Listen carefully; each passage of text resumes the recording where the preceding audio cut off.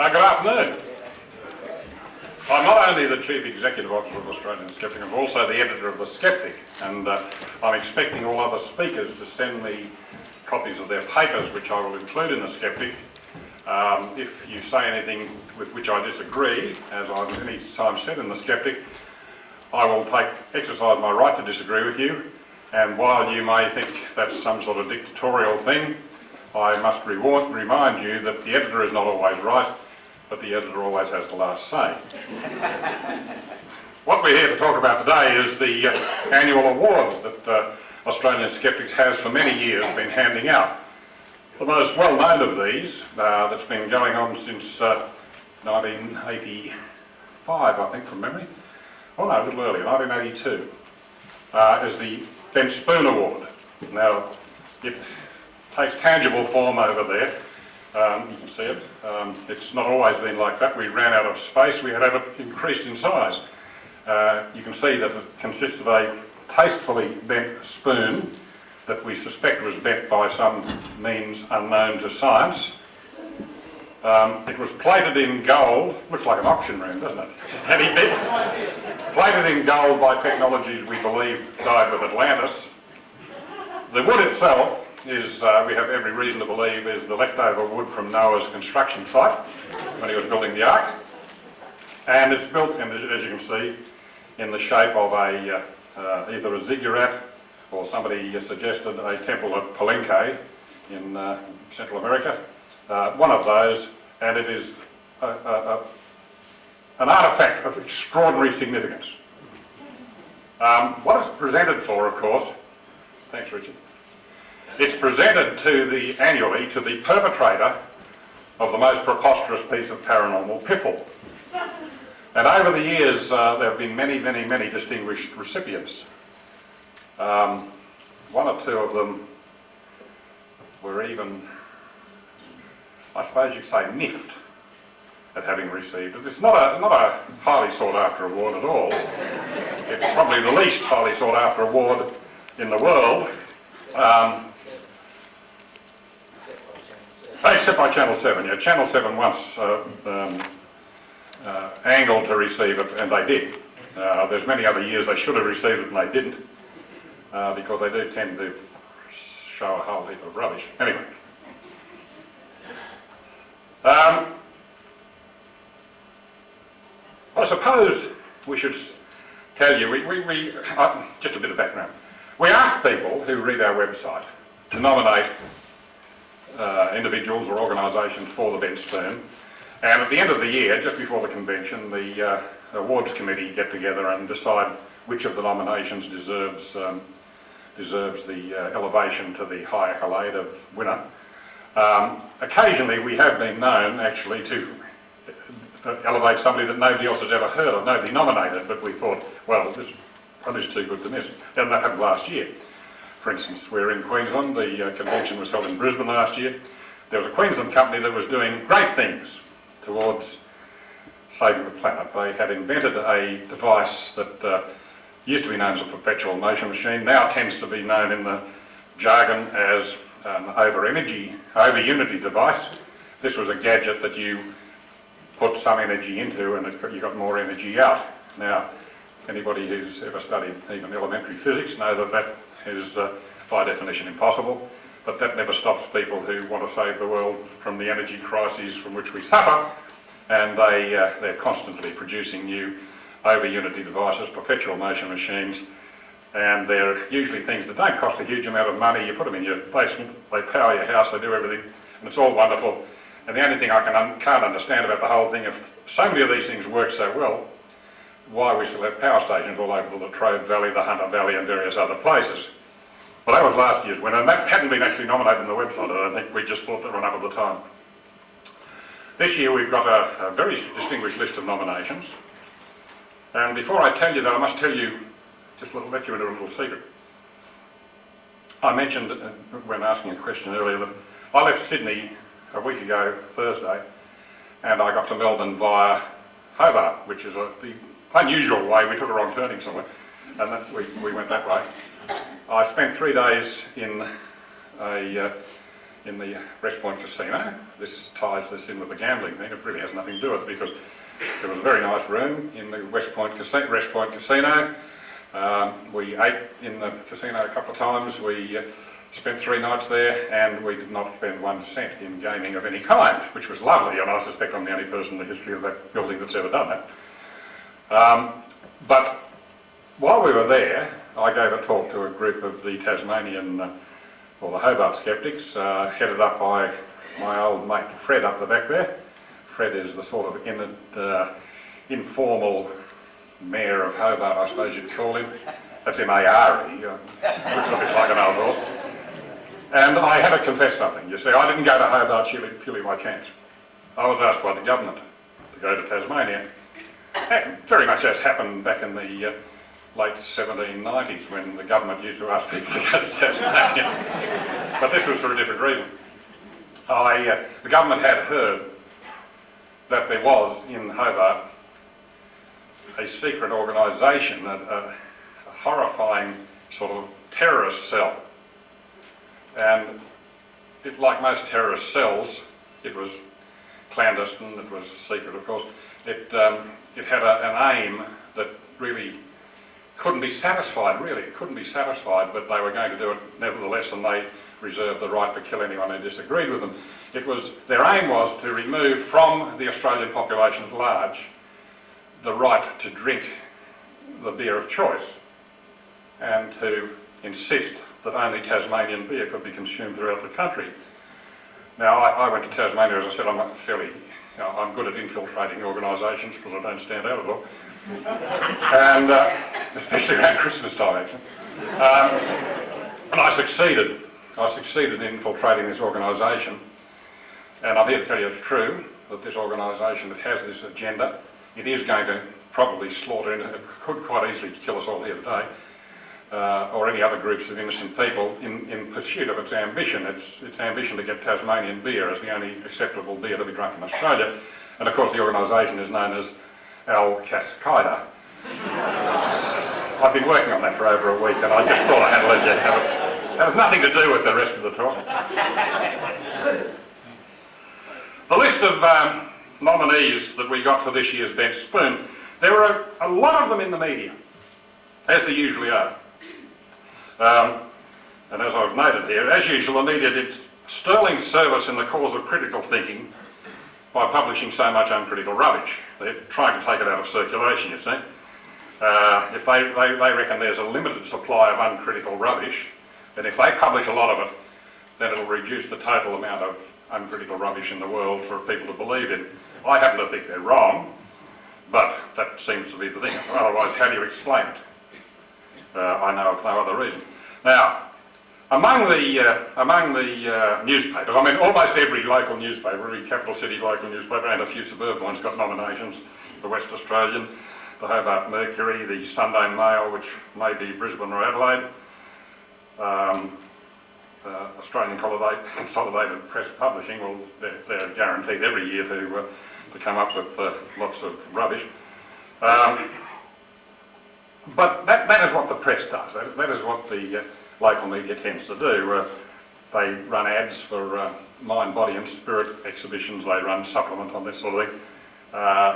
Almost all print media these days have become tabloid. There's little in the way of serious press around. And I suppose it's because accountants run newspapers nowadays, and bottom lines are what count, and these people advertise, and I suspect part of it is that journalists really aren't, even though journalists are better educated these days, all journalists have got degrees in something or other, they're very narrowly educated, and a lot of them I suspect tend to believe this crap. There were a number of specialist organisations also mentioned in the electronic media. SBS got a nomination, 2 nominations, for a program that was funded up by David Suzuki, a man who has had some sort of reputation as an environmentalist, but in this program he was presenting uncritically a view that paranormal abilities exist. That drew a couple of nominations. Bert Newton's show received several, mainly because of the pseudo gadgets that were promoted on his show, which is actually one very long commercial. The ABC, I've got old Auntie got a bit of a run. ABC Radio, there tends to be these days, unfortunately, on Auntie, a rather uncritical acceptance in particular of alternative medicine. And well, I think this is fairly common in all states. You don't get so much on Radio National. Norman Swan probably keeps a pretty good eye on them in Radio National, but in the local ones, with some very obvious and notable exceptions, of course, some of the presenters on ABC local radio are superb, outstanding and excellent, and some of them even let me be interviewed for half an hour on their program. Thank you, Ed. But it seems to be a thing, unfortunately, that a lot of, again, I suspect a lot of ABC journos believe alternative medicine. Nexus magazine got a couple of mentions. Nexus magazine always gets a couple of mentions, one of the great magazines of the world.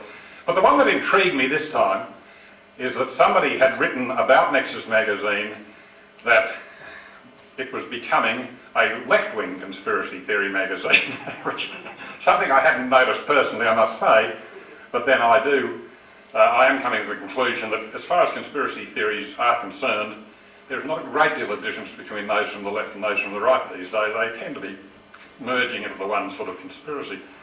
But anyway, Nexus is probably not going to win because it's always like that. There are a number of corporate organisations that were mentioned. The ANZ Bank is one that had a particular resonance with me. They are doing their advertising for home loans, and the advertising can contain something along the lines of, for the best results with the harmony of your house, use feng shui. For the best results in your home loan, use ANZ. That's fine. I mean, that's rubbish. But you know, advertising's advertising. They don't have to tell the truth. But the curious thing about it was that some months ago, the advertising agents for the ANZ Bank wrote to me and said, "Would you be interested in doing an ad for the ANZ Bank?" I must admit, nonplussed is a fairly good description of what I felt at the time.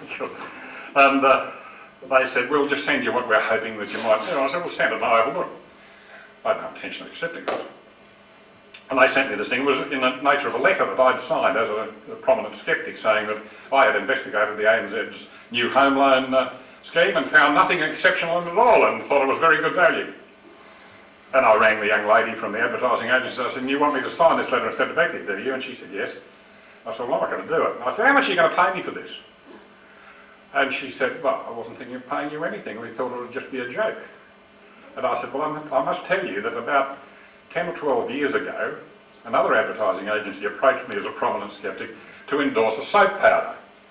And they offered me $30,000 to endorse the soap powder, back when $30,000 was a large amount of money. And I said, I refused it then, so you've got Buckley's are getting to agree to do one for free." There was a cute one there. Jodie, Rich and Brad Keeley got a mention as though they hadn't had enough trouble throughout the year.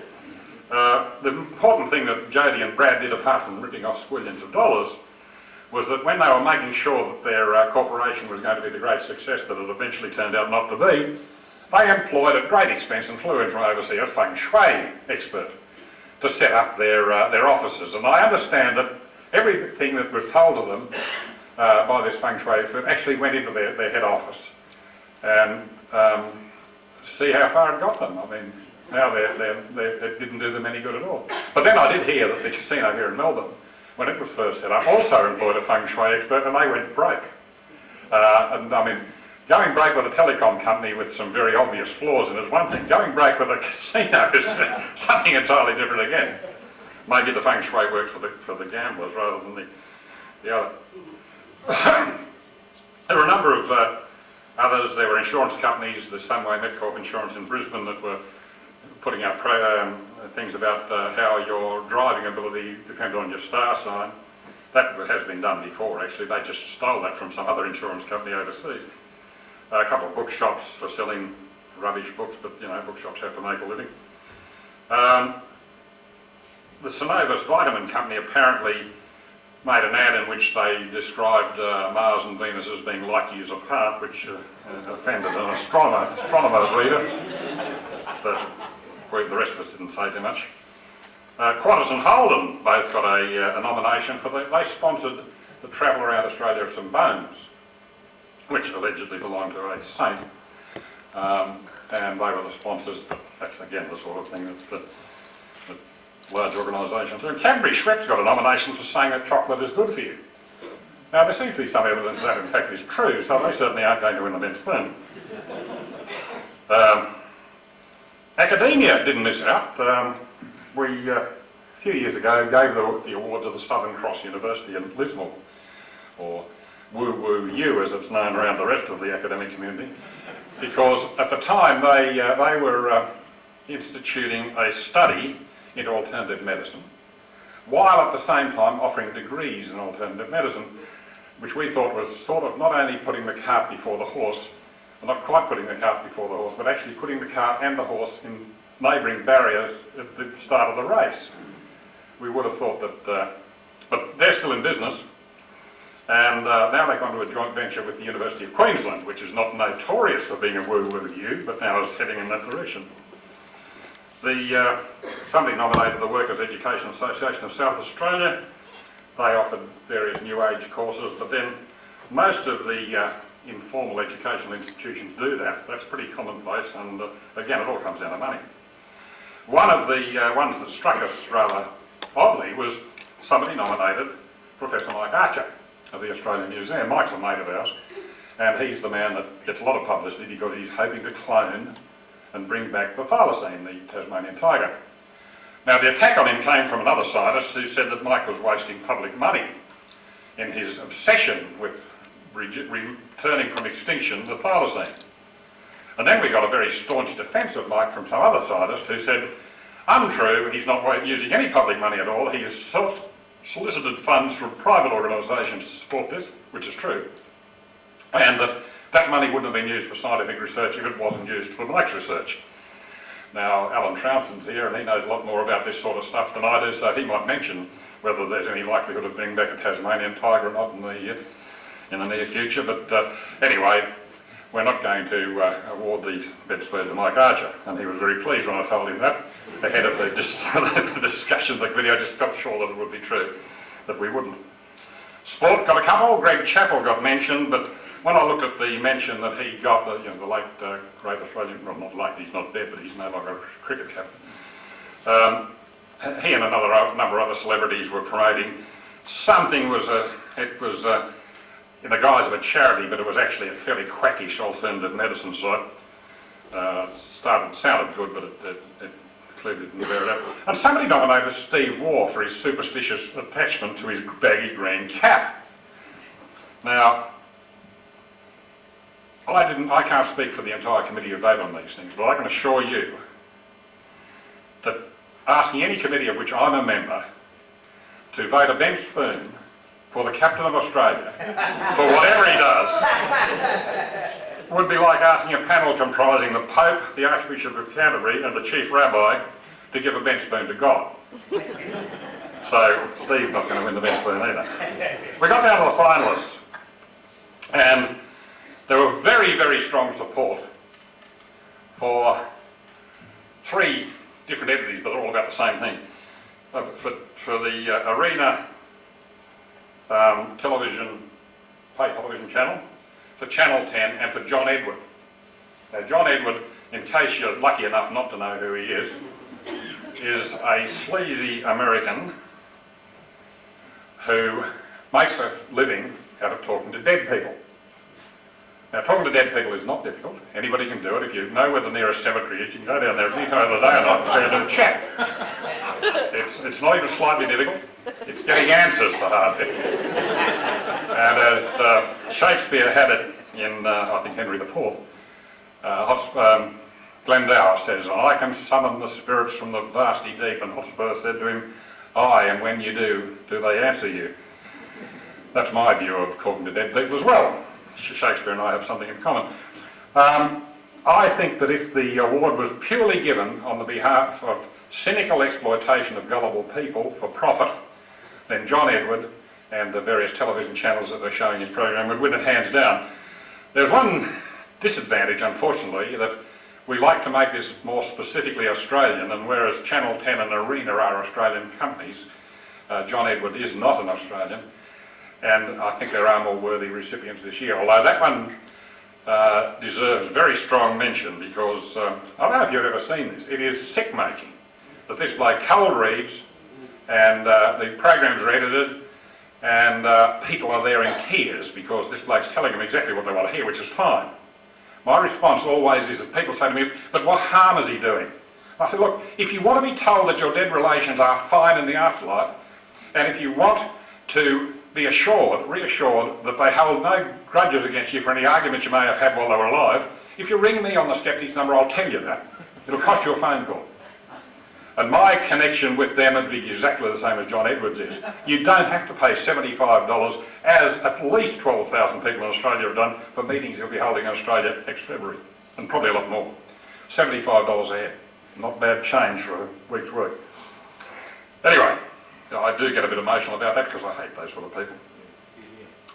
A fairly strong nomination for Russell Beckett. Now you might say, who the hell is Russell Beckett?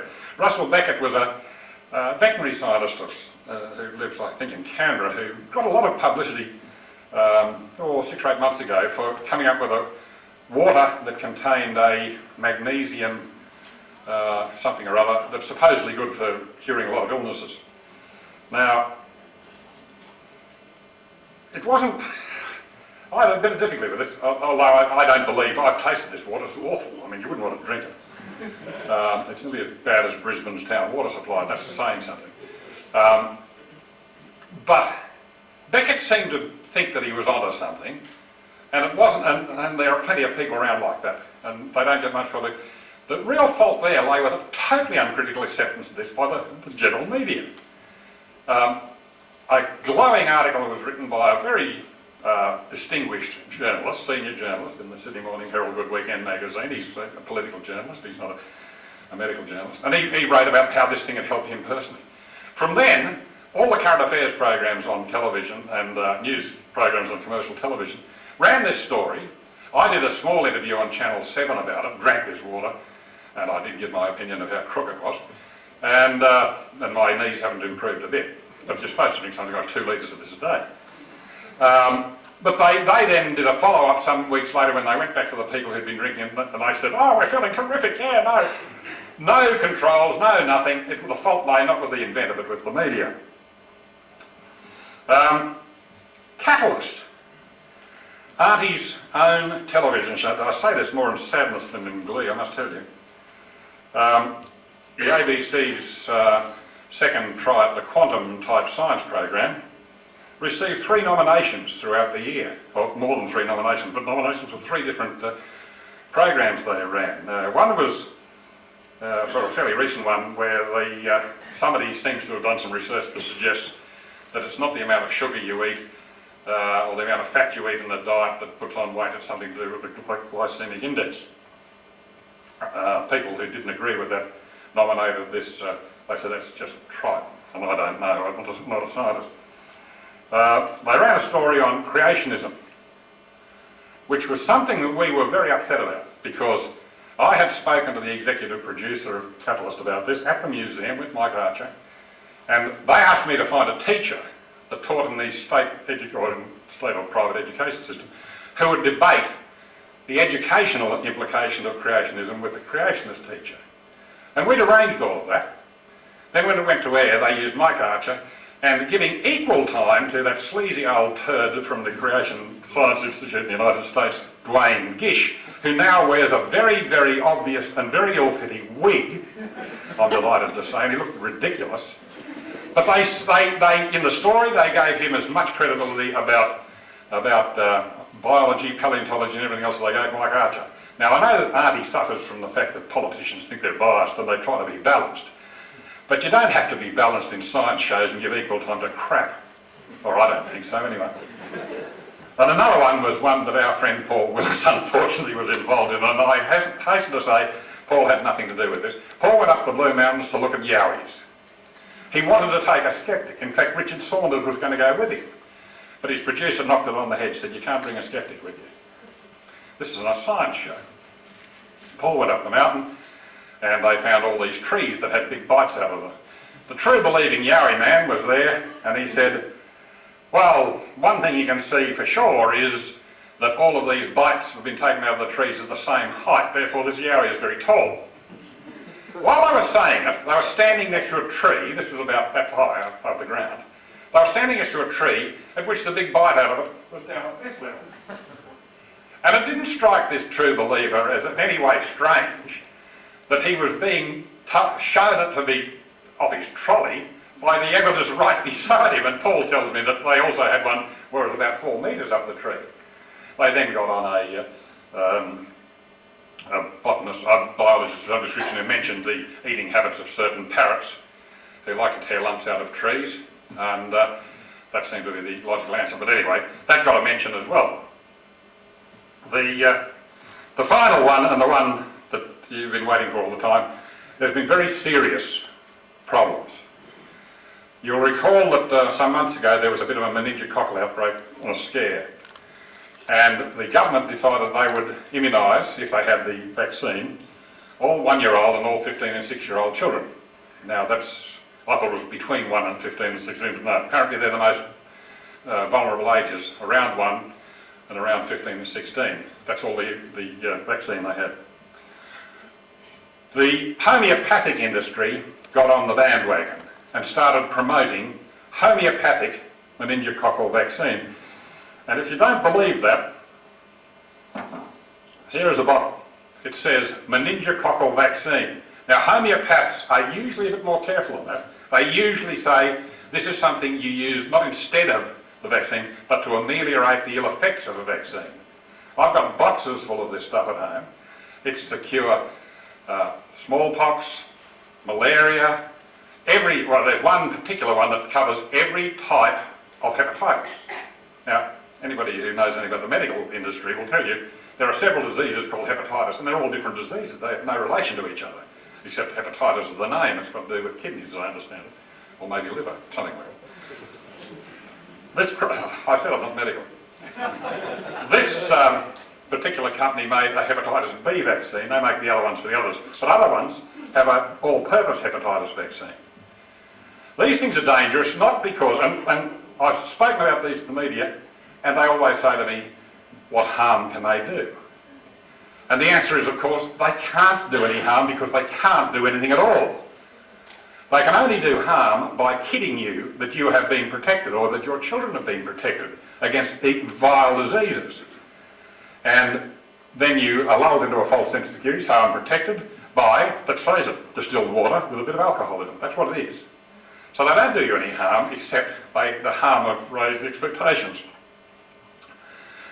Largely as a result of excellent work that's been done over the years, and is catalogued in the Skeptics on several occasions by a registered nurse, now retired, Cheryl Freeman, who lives in Newcastle, who has been tireless in exposing this sort of stuff and has become a total pest to all the health departments in Australia and all the science writers. She said herself, she's become a pest. But the trouble is, they've taken no notice of her. She's exposed these people as charlatans, frauds, and awfully dangerous. Finally, as a result, I suspect partially of this, somebody took notice. Cheryl bought those 2 bottles and a whole heap of others that I have at home, that she's given to me, by mail order. She rang these people up, said, have you got this? They said, send us a cheque. She sent them a cheque and they posted it to her. These things allegedly are supposed to be used by practitioners only. They had no way of telling whether Cheryl was a practitioner. She paid the money and they sent all the stuff, claiming this all the way that this is going to stop you getting meningococcal disease or various other diseases. As a result of Cheryl's agitating, finally, the New South Wales government, only a week ago Thursday, the minister made a statement in Parliament and had a press conference immediately afterwards that he was setting up a panel to investigate both homeopathic remedies and the gadgetry that we've also mentioned many times in the Skeptics, are supposed to cure all sorts of diseases, zappers, Rife machines, Holder-Clark machines, all this sort of rubbish. And the committee was being set up by the New South Wales Health Department, headed by Professor John Dwyer, who is one of the leading epidemiologists in Australia, and they're going to investigate all this stuff, and Cheryl Freeman is on the committee. I'm delighted by all of that, but the proximate cause of of that happening, I suspect, is because some company was dumb enough to put out things saying meningococcal vaccine, hepatitis vaccine. The company is Gentle Hill Proprietary Limited of PO Box 431, Seven Hills, New South Wales. And these vaccines are labelled 200C, which doesn't mean the temperature at which they are held.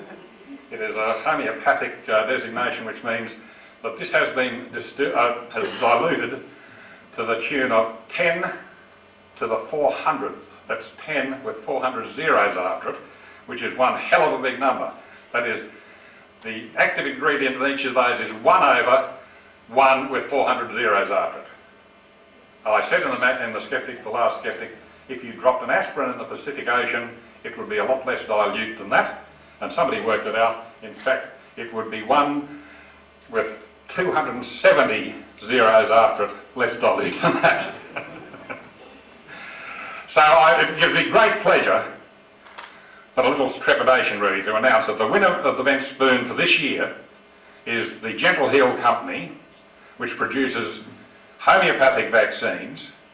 But I want everybody to understand that they stand only for the dozens of other people and the other quack organisations, including a university in this very city that is conducting studies into finding out why homeopathic medicine works.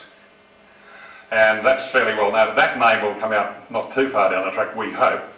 But every person involved with this dangerous, threatening behaviour of producing this sort of rubbish and convincing the public that it works, they're all included in it. Even though Gentle Hill won it, it belongs to the entire homeopathic medicine industry. And that's about as much as I've got to say.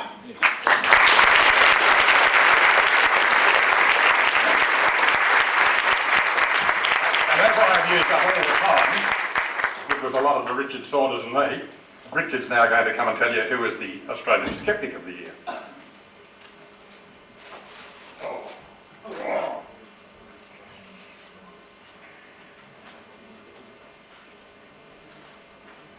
Thank you, Barry. Yeah, I've had a look at those bottles. That we've got all sorts. Believe me, that's just two representations of all the homeopathic vaccines, medicines, cures we've collected.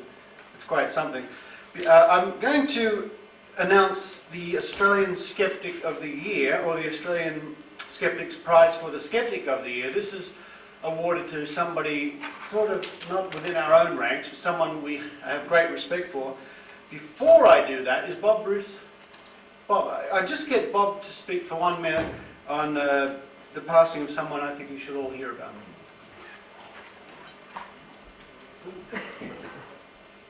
Yeah, Bob Bruce from the Skeptics. One of the most dangerous phenomena in the society today are cults. And it's sad to relate that one of the cult busters, Jan Gronenveld, died a couple of weeks ago.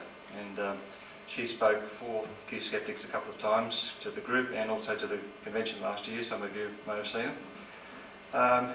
Jan was a wonderful person. She was well received as a speaker. She had that touch of timing. She was great. But the reason was she had been through the mill herself. She had been mixed up with the Jehovah's Witnesses. She'd worked her way through that. She developed a huge website that was devoted to the debunking of cults. I won't go into the details of cults. They're very dangerous. You can lose your children after the age of about 15 when you don't even have the visiting rights. Jan told some terrible stories of dislocated families, and her own story was bad enough. But she was one of these kind people. She had some adopted children of her own. One little girl who had some terrible facial deformities was unwanted, and she took her on as an adopted child. And she gave Mary a life that she would not have had, which is a wonderful thing. So we thought about Jan as Skeptic of the Year, because that would be a posthumous award, but we thought rather than that we would give her a special mention, and I'll certainly be writing an epitaph for her that you may see in the Skeptics. So anyway, I thought we might acknowledge her tremendous contribution, and perhaps we can give her a round of applause.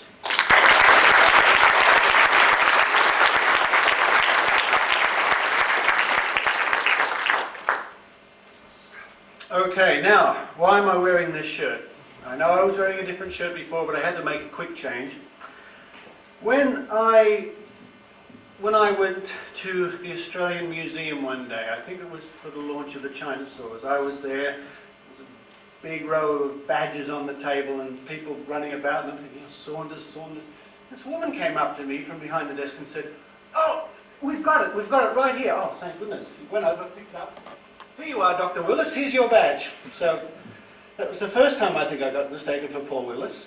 The second time was I was at home one night and the phone rings. Hello? I said, hello, is Paul there? No, I'm sorry, there's nobody here called Paul. Oh, I'm after Dr. Paul Willis, is he there? Second, it was Rosemary. Where's Rosemary? She somehow rang me up thinking I was Paul Willis. Oh, another memorable time was when I was at my very first Skeptics Christmas party, and Richard leapt up when I walked into the room and said, Paul Willis, glad to meet you. So I don't know what's going on here. I thought I'd better wear the shirt to announce with great pleasure that Paul Willis, Dr. Paul Willis, is Australian Skeptic of the Year. Hey!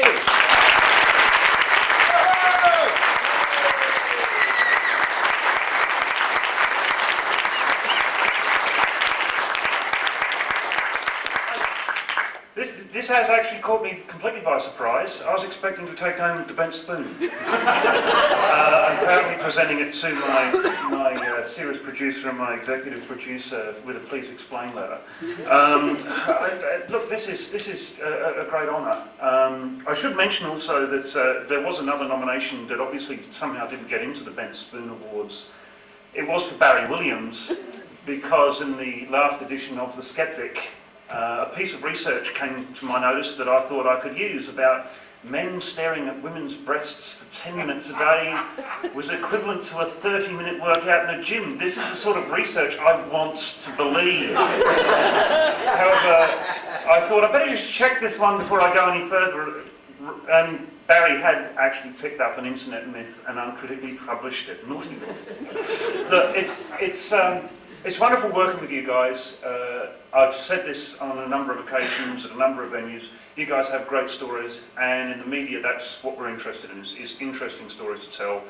I will endeavour, despite some of the people who manage me, to tell those stories, to get out the word, and to combat some of the nonsense that goes on in our society. Other than that, I'm completely out of uniform. I've got to duck home and change for my talk later on.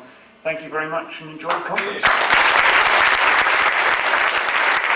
A double act, because we'll make this very quick. We've got a double act first. We can do it twice as quickly. A life membership to announce. Someone who's been with the Victorian Skeptics for a great many years and has done a lot of very good work on an enormous amount of grizzling. I'd like to, with great pride, announce that Steve Roberts has been awarded a life membership.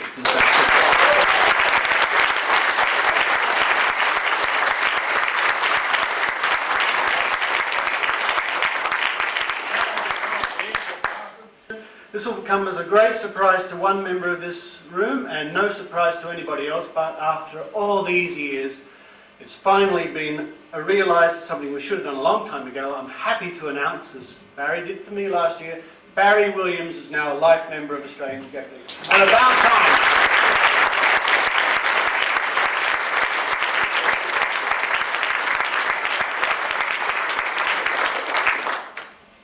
Thank you. That's all from us. Thank you.